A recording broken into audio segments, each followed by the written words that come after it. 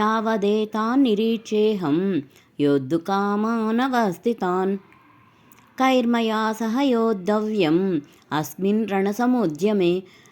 రణరంగమునందు యుద్ధాభిలాషులై నిలిచి ఉన్న ప్రతిపక్ష యోధులందరినీ బాగుగా పరిశీలించినంత వరకును, వారిలో ఎవరితో నేను యుద్ధము చేయవలసి ఉన్నదో గమనించునంత వరకును రథమును నిలిపియుంచుము. యోస్యమానాన వేక్షేహం యయేతేత్ర సమాగతాః దార్త్ర రాష్ట్రస్య దుర్బుద్ధేః యుద్ధే ప్రియచికీర్షవః. దుర్బుద్ధి అయిన దుర్యోధనునకు ప్రియమును గూర్చుటకై యుద్ధమున పాల్గొనదలచి వచ్చియున్న రాజులను అందరినీ ఒక పరికించెదను.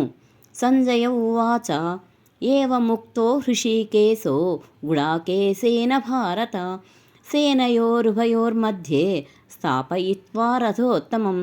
భీష్మద్రోణ సుముఖతః సర్వేషాం చ మహీషితాం ఉవాచ పార్థ పశ్యైతాన్ సమవేతాన్ కురునితి.